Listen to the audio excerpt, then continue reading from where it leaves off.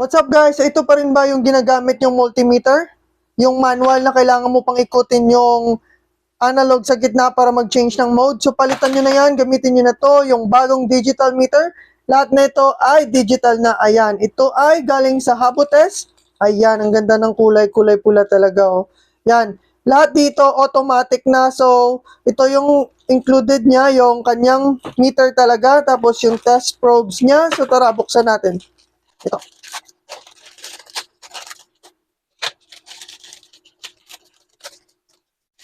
So ayan, ito na yung digital meter natin galing sa Habotest. Ayan, kunin na natin to para maganda yung screen natin. Ayan. Nakuha na natin. Ang ganda, parang cellphone lang. Maliit na cellphone. Ayan, meron ding light. So, ito yung literal na na meter nyo. Ayan, maliit lang. Tapos, ito yung pula is yung cover para protection ng meter nyo just in case na malaglag ito. So, this meter, walang battery to na kasama kasi galing tong abroad or galing tong ibang bansa. So, sa flight, bawal yung mga batteries kaya walang battery na included dito. So, kailangan nyo lang ng simple na battery, yung AAA, yung maliliit. Dalawa lang, tara, gamitin na natin. Let's go! So, there we go guys. Ito na yung meter natin. So, kailangan lang nating paandarin. Kailangan lang natin i-click yung power button, long press, hanggang umilaw or makita yung auto. Ayan. Tapos, meron din siyang backlight. Pag nasa madilim kayo, pwede nyong pailawin para kitang-kita lahat. Ayan. So, yan. Nakikita nyo may ilaw siya. So, papatayin lang muna natin kasi maliwanag naman.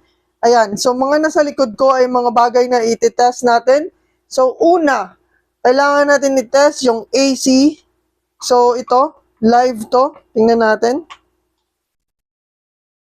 Ayan. So, nakikita nyo ba? 232 volts yung nare-read niya dito sa ating outlet. Tapos, meron din tayong DC. I-check natin. Ayan. Dito. At negative dito. Ayan.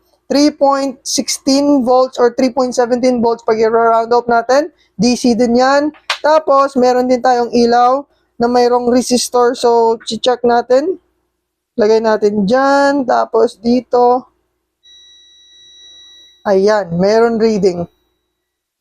So, tapos, yung isa pa is yung continuity. So, ito, meron tayong wire na walang putol.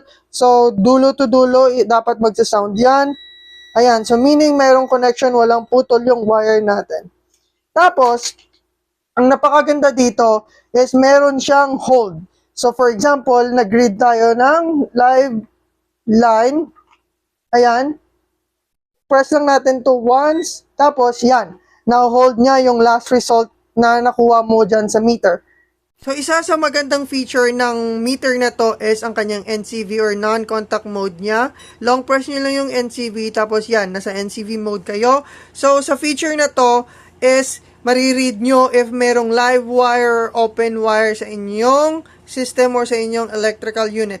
Ito, ipo-point ko siya sa sa cable natin. Ayan, nare-read niya as low. It means na may dumadaloy na kuryente. Pero pag ipo-point natin dyan sa may outlet talaga, yan. H or red means high or it means na merong 220 volt siyang kaharap, live wire yan. So, makukuryente tayo dyan. So, guys, tingnan nyo. Papakita ko sa inyo isang feature na or isang rason bakit mas maganda yung digital kaysa analog. Let's go!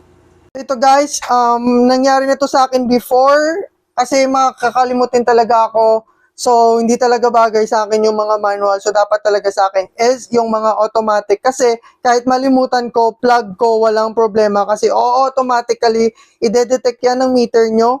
Tapos, i-read niya. Hindi siya sasabog or anything. Pero, for example, ayan. Ito yung mga dapat nyong iwasan just in case na makalimutan nyo. So, kanina nag-read ako ng amps. So, sabihin natin magre-read ako ng volts or ng voltage at nalimutan kong i-change back sa voltage. Ito yung mangyayari. Tingnan nyo.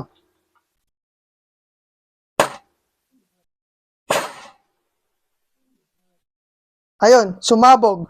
So, yan yung mga effects ng hindi digital na meter kasi minsan nakakalimutan nyo at magkakos kayo ng explosion sa bahay nyo at magtitrip yung buong bahay nyo. So that is it. Kailangan nyo lang bumili ng Habotest. Click the yellow basket below. And tara na, let's go!